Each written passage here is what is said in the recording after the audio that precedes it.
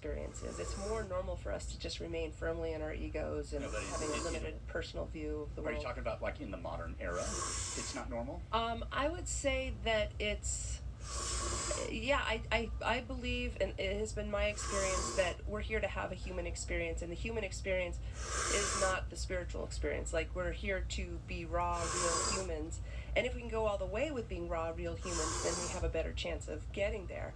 But it's kind of like, when I think of Star Trek, am I getting that right? Star Wars. Star Wars. May the Force be with you. They kind of got it wrong. It's actually, may you be with the Force. It's like the Force isn't going to leap out and find you. Like, I see a river, right? May the river be with you. Yeah, here I'm getting good.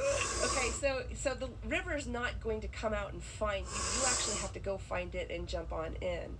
Like, these states, they're hidden inside of us. We just have to awaken it. We have to wake up to the fact that it's right there.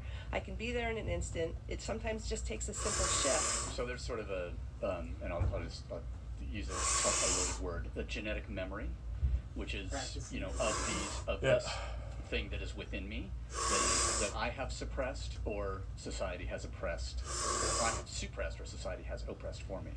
I don't even know that it's society. Yes, society contributes to oppressing that, but it's also, it just really hasn't been awakened. I mean, even religion has only been around for a few thousand years, and now we're just even separating spirituality from religion just for the first time ever. And so we're getting closer and closer to getting in these states on a more regular basis. You know, Stephen's book is definitely kind of identifying what's really going on here. We're definitely in a transition right now where more and more people are actually seeking these experiences. And yes, they happen to us, but to learn that you can actually go find them as well is very profound. And last thing I'll say, I measure the quality of my life based on how many times I actually get into that place on a yearly basis. I'm going to come back to your final comment in a second. I want to jump to the first one, because the final comment is really smart, and I totally agree with you. But to her point, if you would have talked to Jamie Wheel, my partner in the Flow Genome Project, and I, 8 years ago, 10 years ago, and said, what do you absolutely believe is true about flow at this point? Like, what do you know? We would have, top of our list would be, this shit is hard to train, right? At that point, we were working with U.S. Special Forces, we were working with pro athletes, and we were working with maybe top C-suite executives from the West Coast who had a more open mind, right? And then we created Flow Fundamentals, and then we did our learning experience at Google, for example. At Google, we were with Google for 6 weeks doing a joint learning exercise. We took 80 Googlers from all over the company and gave them kind of a day of training on the front end, a day of training on the back end, and then like an hour of homework, spread out throughout the day along the way. And on the back end, we got a 35 to 80% increase in flow, in flow, in access to flow in the state. And in our digitally delivered courses, where we're measuring there are 7 characteristics of flow, the psychological characteristics, which is how you measure it. And we measure pre and post. And on average, we're seeing a 70% bump in flow. Now, as I said over the weekend when you were there, Kristen, is like, does this mean that our kung fu is exceptionally badass?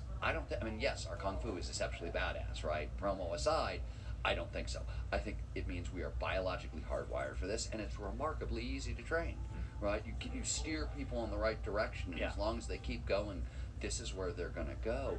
And it's shocking, right? Because every religion in history has said, oh no, there's a secret, and it's really hard to get. And it has to be interpolated by this hierarchy of people that, to whom you may, he, it, whatever, may speak through them to you, but you don't get to speak back. And some of it, look, I always say when you look at core religious texts, strip out the politics, strip out and some of the politics, and some, you go to like, Judaism, the laws of kashrut, dietary laws, which are really restrictive, but most of them are about not getting trichinosis, diseases.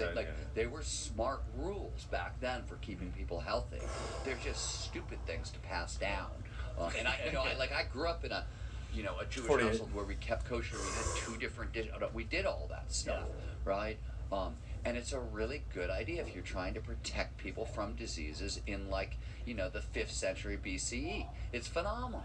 But we don't really need it here in the 21st. Yeah, it had a very good correlation to successful living but it was based off of the wrong reasons. It was our, we would like to explain away the world. Never tried it. Sitting up, so it was, we do that because we know germ different. theory now. We Pretty know cool. that these things aren't. It's also Like it feels like nothing now. Like when I'm done, I feel complete. Back to baseline. Here at your gym Pretty sweet. Have, there's a fitness regimen. 2:48 middle of the day. Had 5 minutes free. Thing that comes There we go. along. Right, there's